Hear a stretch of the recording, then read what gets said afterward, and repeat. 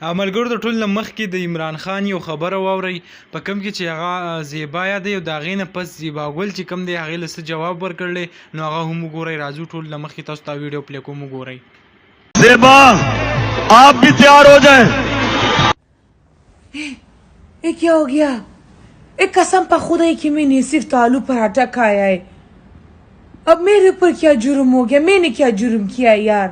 अब نو دغه ویډیو کوم چې تاسو وکړه چې زیبا ګل یو داسې پنی ټایپ ویډیو عمران خان پسې کړله په کوم کې چې عمران خان داسې څوک ټارګټ کړی دی هغه تاسو ټولو ته پته ده. نو زیبا ګل هغې جواب چې کوم دی ورکړی دی په یو پنی انداز کې. دې نه علاوه زه به لږ داسې بل سایډ ته راشم په کوم وخت کې چې کوم اوس تاسو وینئ عمران خان د ګرفتارۍ کومې خبرې چې روانې دي په هغې په هکله چې کوم پښتانه دي کوم پاکستانیان دي د هغو چې کومه غوسه ده نو هغه هم ستاسو تر مخې ته ده چې څه قسمه خلک هغه خپل ریاکشن هغه شو کوي.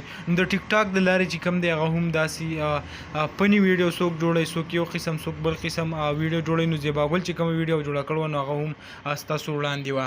په دې باندې چې کوم دی یو څوک کمنټس هم شوي دي داسې. خو د هغې نه پس زه به تاسو ته یو خبره بله وکړم چې کله دا ویډیو جوړه کړی شوه نو د هغې نه پس داسې خلکو هغه کمنټسونه د زیبا ګل په ویډیو باندې شروع کړي د کمې وجې نه چې زیبا ګل بیا د خپل ټیک ټاک اکاونټ نه چې دی هغه ویډیو هم ډیلیټ کړه. دا کومه ویډیو چې هغه تاسو کتلې ده نو دا ویډیو بیا زیبا ګل د خپل اکاونټ نه هم ډیلیټ کړه. او د دې د وجې نه کم زمونږ پښتانه چې دي خاص کر زمونږ پاکستانیان چې دي هغو په هغې باندې کمنټس کول او زیبا ګل چې کوم دی داسې غلط کمنټسونه ورته کول او هغې د وجې نه چې کوم دی زیبا ګل او ویډیو هغه ډیلیټ کړه. که تاسو اوس د ټیک ټاک اکاونټ لاړ شئ او د زیبا ګل اکاونټ سرچ کوئ او هغه راواړوئ نو دا ویډیو پکې هغه اوس تاسو ته نه میلاویږي هغه ډیلیټ کړی شوې ده.